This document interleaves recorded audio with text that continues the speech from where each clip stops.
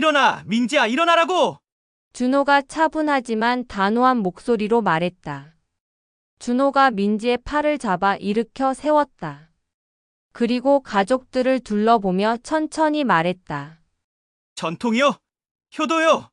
준호의 목소리가 얼음장처럼 차가웠다. 제 아내를 무릎 꿇게 만드는 게 전통이고 효도인가요? 준호야, 시어머니가 당황했다. 아니에요. 이제 더 이상 참을 수 없어요. 준호가 민지의 손을 꽉 잡았다. 5년 동안 제 아내가 얼마나 힘들었는지, 얼마나 외로웠는지 이제 알겠어요. 무슨 소리야? 시누이들이 당황했다. 어머니, 죄송하지만 이제 끝입니다.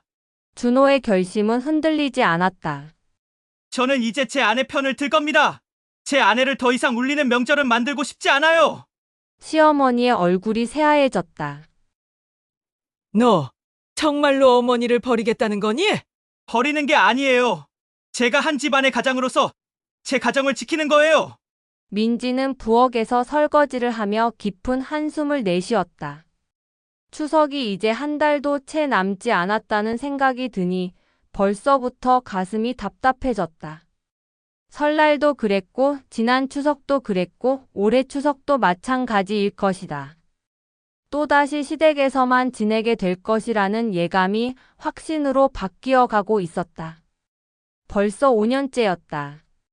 결혼한 이후 단 한 번도 명절을 친정에서 보낸 적이 없었다.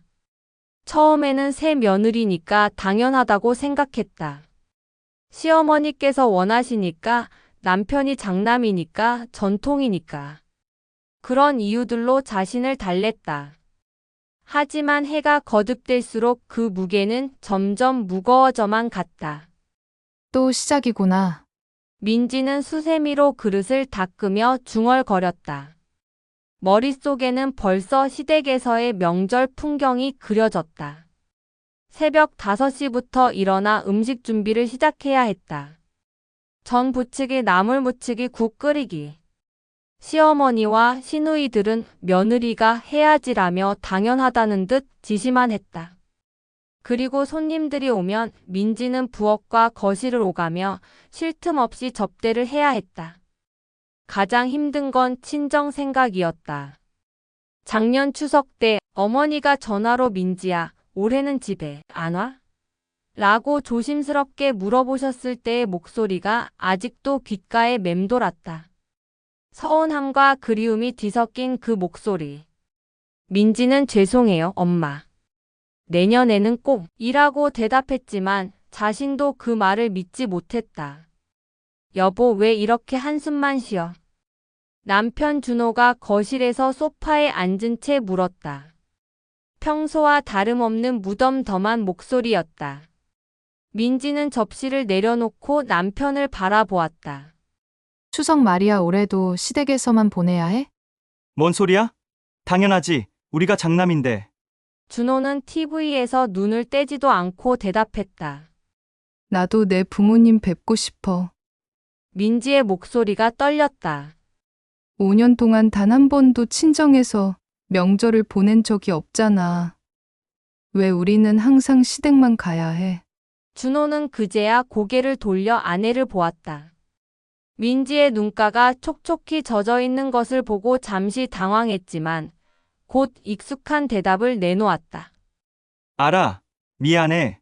근데 어머니가 원하. 그냥 참자. 나중에 기회가 있을 거야. 언제 그 기회가 올까? 매년 이런 식으로 넘어가면 우리 부모님은 언제 손주들과 명절을 보내실 수 있어? 민지의 목소리가 높아졌다. 준호는 난처한 표정으로 머리를 긁었다. 그렇다고 어머니 마음을 상하게 할 수는 없잖아. 우리가 양보하자. 항상 내가 양보해야 해? 민지는 더 이상 참을 수 없었다. 5년간 쌓인 서러움이 한꺼번에 터져 나왔다. 내 부모님 마음은 상해도 되고 시어머니 마음만 중요한 거야? 나도 누군가의 딸이야.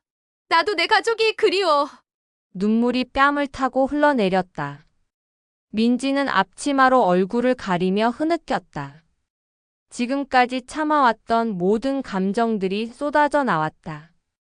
친정에 대한 그리움, 시댁에서의 고된 명절, 이해해주지 않는 남편에 대한 서운함까지. 준호는 어쩔 줄 모르며 아내 곁으로 다가왔다. 민지야, 울지 마. 내가 생각해 볼게. 생각해본다고? 매년 똑같은 말만 해. 민지는 고개를 저었다. 이번 추석에는 정말 달라질 거야? 아니면 또 참사고할 거야? 그 순간 둘 사이에 침묵이 흘렀다. TV에서 나오는 소음만이 어색한 정적을 깨트렸다. 민지는 남편의 대답을 기다렸지만 준호는 말문이 막힌 듯 아무 말도 하지 못했다.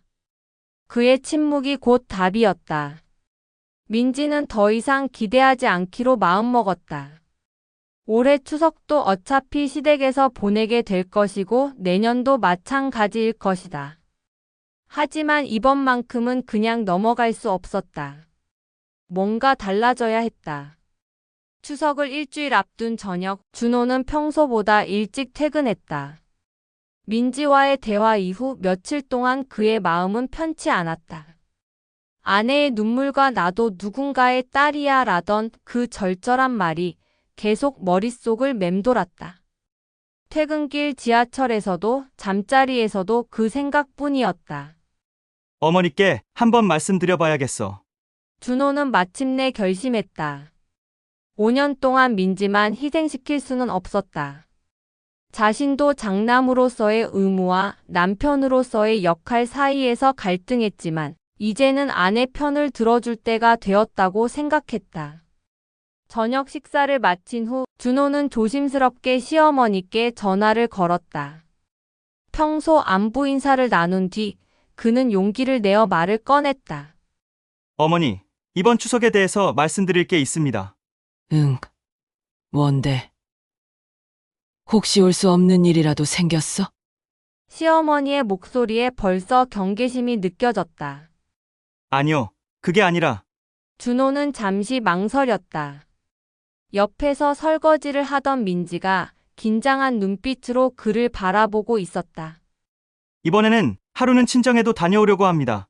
전화기 너머로 잠시 침묵이 흘렀다. 그리고 곧바로 시어머니의 목소리가 높아졌다. 뭔 소리야? 친정에 왜 가? 추석인데. 어머니, 민지가 5년 동안 한 번도 친정에서 명절을 보내지 못했어요. 이번에는 하루만이라도. 아니, 내 아내 친정은 나중에 가도 되잖아. 시어머니의 목소리가 더욱 격해졌다. 명절은 당연히 시댁에서 보내야지. 그게 뭐가 잘못됐다고? 준호는 예상했던 반응이었지만 여전히 당황스러웠다. 어머니, 요즘은 시대가 많이 바뀌었잖아요. 다른 집들도 양가를 번갈아 가면서. 다른 집은 다른 집이고 우리 집은 우리 집이야. 시어머니의 음성이 전화기를 통해서도 집안에 울려 퍼졌다. 장남이 시댁을 버리고 처가로 가다니 이게 말이 돼? 그때 시누이들의 목소리가 들려왔다. 전화 통화를 들었는지 큰딸과 작은딸이 끼어들기 시작했다. 뭔 소리야? 며느리는 시댁 일권이지? 시누이의 날카로운 목소리였다. 맞아. 오빠 그게 전통이잖아요. 언니도 결혼하고 나서 명절에는 시댁만 가는데. 막내 시누이도 합세했다. 준호는 소화기를 꽉 쥐었다. 한꺼번에 쏟아지는 가족들의 반발에 머리가 어지러웠다. 하지만 부엌에서 접시를 닦던 민지가 고개를 숙인 채 어깨를 떨고 있는 모습을 보니 마음이 더욱 단단해졌다. 어머니, 왜 다들 나서서 이래요? 준호의 목소리에도 조금씩 감정이 실렸다. 민지도 부모님의 소중한 딸이에요. 왜 민지만 가족을 못 만나야 해요? 아들이 결혼하고 나서 완전히 변했네. 시어머니가 탄식했다. 며느리 뒤치다꺼리 하느라 어머니는 안중에도 없고. 변한 게 아니라 이제야 정신을 차린 거예요. 준호는 더 이상 참을 수 없었다. 5년 동안 민지가 얼마나 힘들었는지 아세요? 명절마다 새벽부터 밤까지 일만 했어요. 친정 가고 싶다는 말도 제대로 못하고. 그게 뭐가 힘들다고? 시누이가 끼어들었다. 우리 때는 너 했어. 그래도 시댁 우선으로 했는데. 누나는 누나고 우리는 우리예요.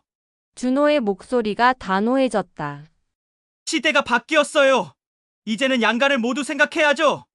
전화기 너머로 시어머니의 흐느끼는 소리가 들려왔다. 내가 뭘 잘못했다고. 며느리 하나 잘못 만나서 집안이 이 모양이네. 민지는 그 말을 듣고 몸을 떨었다. 자신 때문에 가족들이 싸우고 있다는 죄책감과 여전히 자신을 이해해주지 않는 시대. 식구들에 대한 서운함이 복잡하게 얽혔다. 어머니, 그런 식으로 말씀하시면 안 됩니다. 준호의 목소리가 차갑게 식었다. 민지가 뭘 잘못했어요? 자기 부모님 보고 싶다는 게 잘못인가요? 너 지금 어머니한테 대드는 거야? 시어머니의 목소리가 더욱 날카로워졌다. 대드는 게 아니라 제 아내를 지키는 거예요.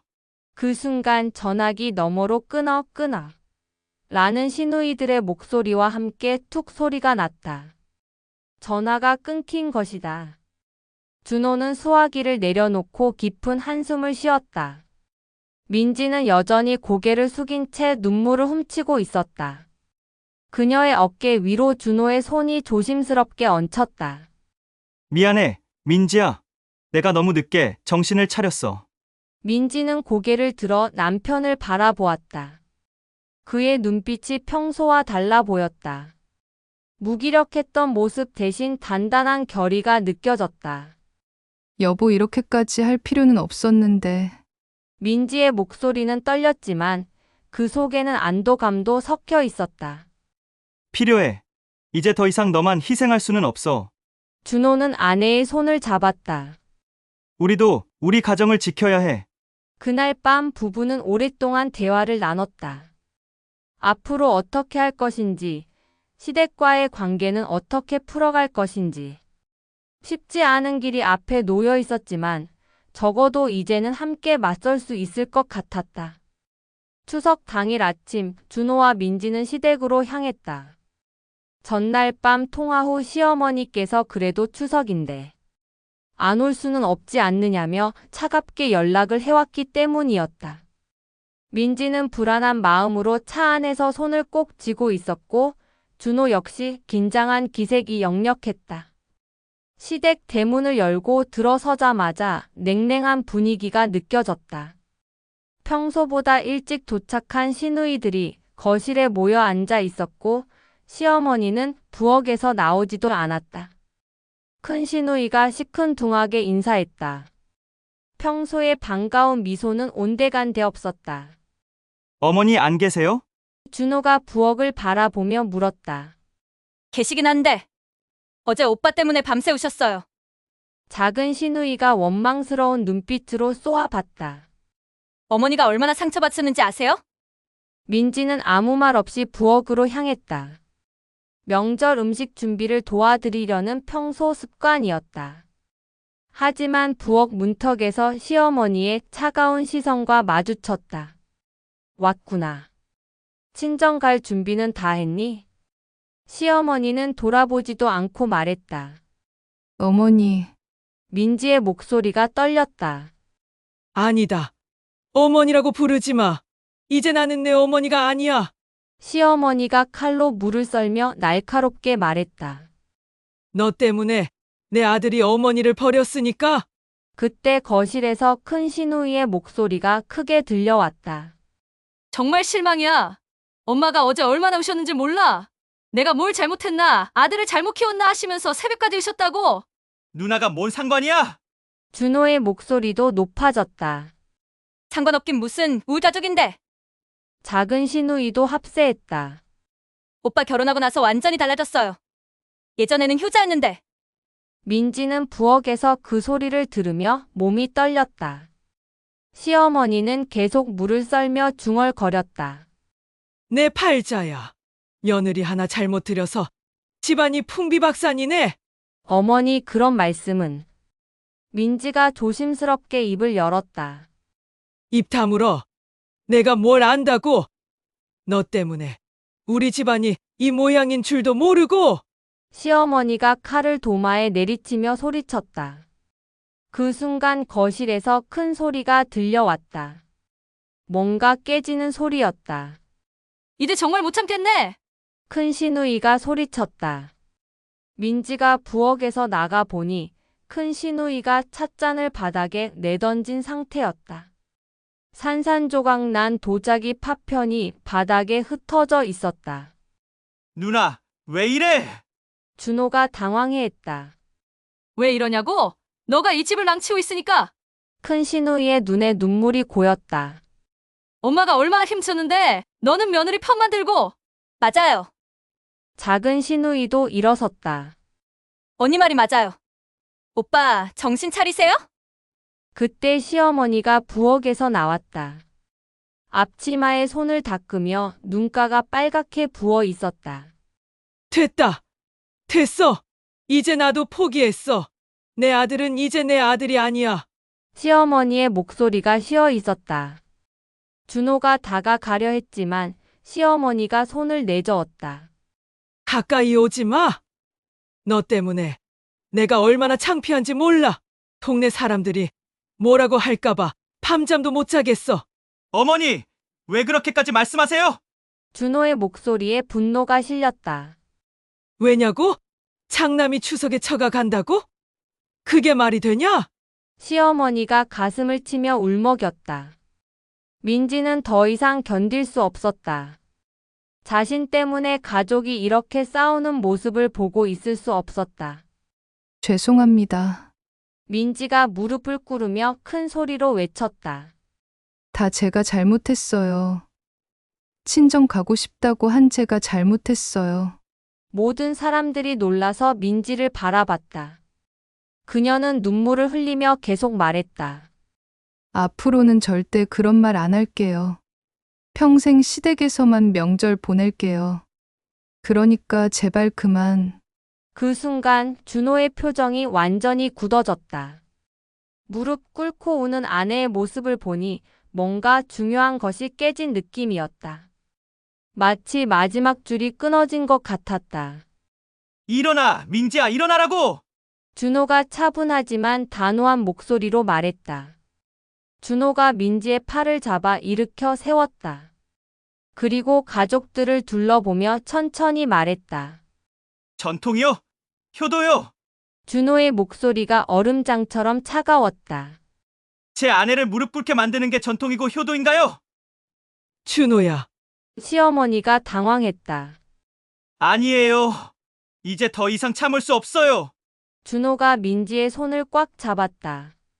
5년 동안 제 아내가 얼마나 힘들었는지, 얼마나 외로웠는지 이제 알겠어요. 무슨 소리야? 시누이들이 당황했다. 어머니, 죄송하지만 이제 끝입니다. 준호의 결심은 흔들리지 않았다. 저는 이제 제 아내 편을 들 겁니다. 제 아내를 더 이상 울리는 명절은 만들고 싶지 않아요. 시어머니의 얼굴이 새하얘졌다. 너 정말로 어머니를 버리겠다는 거니? 버리는 게 아니에요. 제가 한 집안의 가장으로서 제 가정을 지키는 거예요. 그 말과 함께 준호는 민지의 손을 이끌고 현관으로 향했다. 뒤에서 시어머니의 오열 소리와 시누이들의 다그치는 목소리가 들렸지만 더 이상 돌아보지 않았다. 시댁을 나온 지 30분도 안 되어 준호의 휴대폰이 미친 듯이 울렸다. 시어머니, 시누이들의 전화가 쏟아져 들어왔다. 준호는 모든 전화를 거절했지만 벨소리는 멈추지 않았다. 여보, 전화 받지 않아도 돼. 민지가 불안해하며 물었다. 받을 필요 없어. 준호가 단호하게 대답하며 핸드폰을 무음으로 돌렸다. 하지만 30분 후 집에 도착하자마자 현관 앞에서 충격적인 광경이 기다리고 있었다. 시어머니와 시누이들이 집 앞에서 기다리고 있었던 것이다. 시어머니는 눈이 퉁퉁 부은 채 벽에 기대 서 있었고 시누이들은 팔짱을 끼고 험악한 표정을 하고 있었다. 어머니, 왜 여기에? 준호가 당황했다. 집에 들어가기 전에 할 말이 있어. 시어머니의 목소리가 쉬어 있었다. 여기서 말할 일이 아니잖아요. 위로 올라가시죠. 준호가 말했지만 시어머니는 고개를 저었다. 아니야. 여기서 끝내자. 시어머니가 가방에서 뭔가를 꺼냈다. 그것은 준호와 민지의 결혼 사진이었다. 이것도 가져가. 민지는 그 광경을 보며 경악했다. 시어머니가 결혼 사진을 들고 온 것이다. 어머니, 뭐 하시는 거예요? 준호의 목소리가 떨렸다. 30년 동안 키운 아들이 어머니를 때리는 며느리를 선택했으니까 시어머니가 사진을 바닥에 내던졌다. 액자가 깨지면서 유리 조각이 사방으로 튀었다. 이제 남남이야. 어머니! 준호가 소리쳤다. 그때 큰 시누이가 가방에서 더 많은 것들을 꺼내기 시작했다. 준호의 어린 시절 사진들, 상장들, 심지어 태명까지 적힌 출생 기록들까지. 이것들도 다 가져가. 큰 시누이가 차갑게 말했다. 어차피 이제 남남인데 우리가 가지고 있을 이유 없잖아. 누나, 왜 이렇게까지? 준호의 목소리가 절망적이었다. 이렇게까지? 오빠가 먼저 시작한 일이잖아요. 작은 시누이가 소리쳤다. 어머니 뺨 때리는 며느리를 두고면서. 민지가 언제 어머니 뺨을 때렸다고? 준호가 반박했다. 말대꾸하는 게 때리는 거와 다를 바 없어. 큰 시누이가 격하게 말했다. 5년 동안 얼마나 교묘하게 오빠를 세뇌시켰는지 몰라. 민지는 더 이상 견딜 수 없었다. 자신 때문에 이런 끔찍한 일이 벌어지고 있었다. 제발 그만해 주세요. 민지가 무릎을 꿇으며 소리쳤다. 다 제가 잘못했어요. 제가 잘못했다고요. 이제 와서 뭘? 시어머니가 민지를 향해 손가락질했다. 진작에 그러지 그랬어. 이제 와서 늦었어. 그 순간 아파트 복도로 이웃들이 하나둘씩 나와 구경하기 시작했다. 소리가 너무 컸던 것이다. 어머니, 이웃들이 다 보고 있어요. 그만하세요. 준호가 애원했다. 좋아. 다들 보라고 해. 시어머니가 더 큰 소리로 외쳤다. 며느리 때문에 아들을 잃은 시어머니가 얼마나 비참한지 다들 보라고. 이웃 아주머니 한 분이 조심스럽게 다가왔다. 무슨 일이세요? 너무 시끄러운데. 아, 죄송해요. 민지가 눈물을 닦으며 일어섰다. 죄송할 게 뭐 있어? 시어머니가 이웃을 향해 말했다. 이 며느리가 우리 가족 다 망쳐놨어요. 장남이 명절에 처가 가겠다고 하니까 말렸더니 어머니를 버리겠다고 해요. 이웃들이 수군거리기 시작했다. 민지는 수치심에 얼굴을 들 수 없었다. 어머니, 제발. 준호가 간청했지만 이미 늦었다. 그때 더 충격적인 일이 벌어졌다.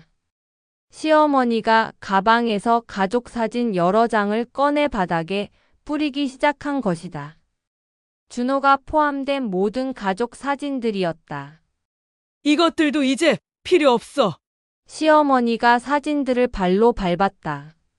가족도 아닌 사람이 들어간 사진들. 민지는 그 광경을 보며 완전히 절망했다. 자신 때문에 남편의 30년 가족사가 이렇게 처참하게 무너지고 있었다. 제발 그만해 주세요. 민지가 사진들을 주우려고 했지만 시어머니가 막았다. 손대지 마. 내가 손대면 더러워져. 이웃들이 점점 더 많이 몰려들었다.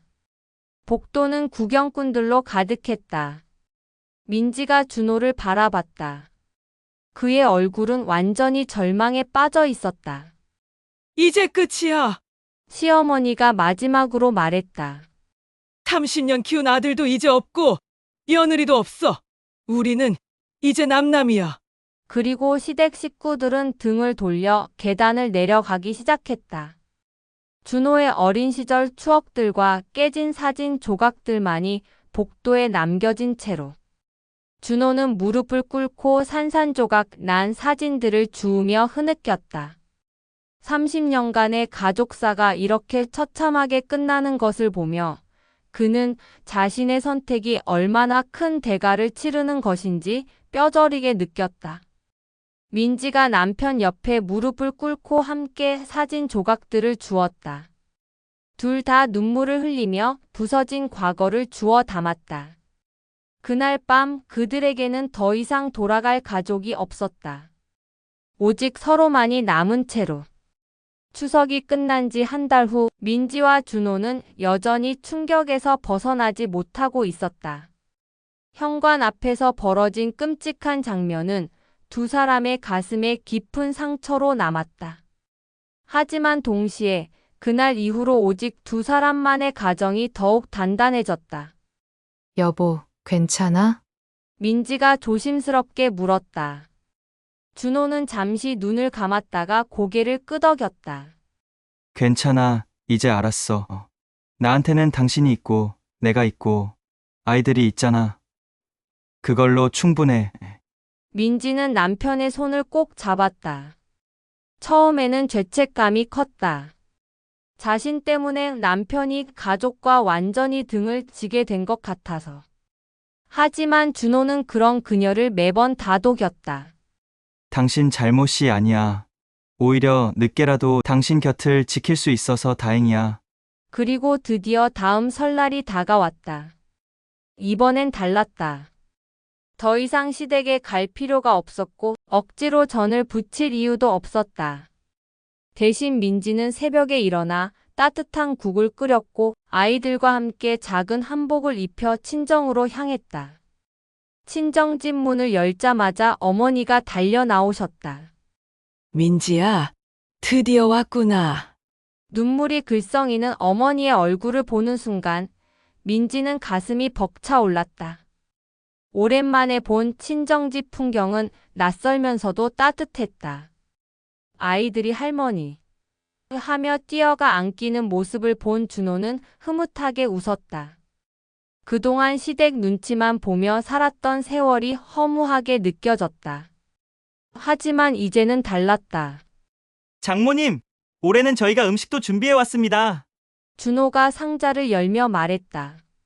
어머니는 놀란 눈빛으로 사위와 딸을 번갈아 보았다. 고맙네. 자네가 이렇게까지 해줄 줄은 몰랐어. 식탁 위에는 오랜만에 웃음소리가 가득했다. 민지는 마음속 깊이 다짐했다. 앞으로 명절은 우리 가족이 웃을 수 있는 날이 되어야 한다. 그날 밤 친정에서 모두 함께 모여 앉아 송편을 빚었다. 아이들이 어설프게 만든 송편이 터져도 다들 웃음으로 넘겼다. 민지는 문득 지난 시댁의 풍경이 떠올랐다. 고된 노동, 눈치, 차가운 말들, 그리고 무릎 꿇었던 자신. 하지만 그 기억은 더 이상 그녀를 올가매지 않았다. 준호가 다정하게 속삭였다. 이제부터 명절은 내가 행복해야 해. 그게 곧 우리 모두의 행복이니까. 민지는 고개를 끄덕이며 남편의 어깨에 기대었다. 더 이상 억지로 웃을 필요도 참을 필요도 없었다. 그들의 명절은 이제 비로소 진짜 가족의 명절이 되었다. 그 후 몇 달 뒤 민지와 준호는 더 이상 시댁과 왕래하지 않았다. 명절은 온전히 친정에서 보냈고 부부의 일상은 점차 평온을 되찾았다. 그러나 시댁 쪽은 달랐다. 큰 신우는 남편과의 불화 끝에 결국 이혼을 했다. 아이마저 없던 그녀는 친정으로 돌아왔다. 처음에는 엄마와 서로 위로하며 살 것 같았지만 현실은 달랐다. 작은 일에도 갈등이 터졌다. 서로의 불만은 매일같이 쌓였다. 준호와 민지가 떠난 자리는 오히려 큰 신우의 분노로 채워졌다. 한편 작은 신우는 결혼 이야기가 몇 번 있었지만 결국 성사되지 않았다. 이유는 명확했다. 어머니 곁을 떠나려 하지 않았기 때문이다. 결국 그녀는 시집을 가지 않고 엄마와 함께 남았다. 두 딸은 나이 든 엄마와 함께 살며 겉으로는 효녀 같았지만 속을 들여다보면 끝없는 다툼뿐이었다. 큰 신우는 이혼 후 불안정한 마음을 엄마에게 쏟아냈고 작은 신우는 집안일을 도맡으며 불만을 터뜨렸다. 말다툼은 매일 반복됐다. 이 소식은 친척들을 통해 종종 들려왔다. 그러나 준호는 흔들리지 않았다. 다음 명절 민지와 준호는 또다시 친정으로 갔다. 친정집은 여전히 환영과 웃음으로 가득했다. 반면 시댁은 점점 삭막해져 갔다.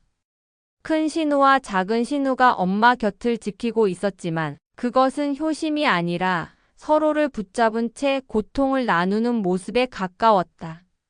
민지는 속으로 안도했다.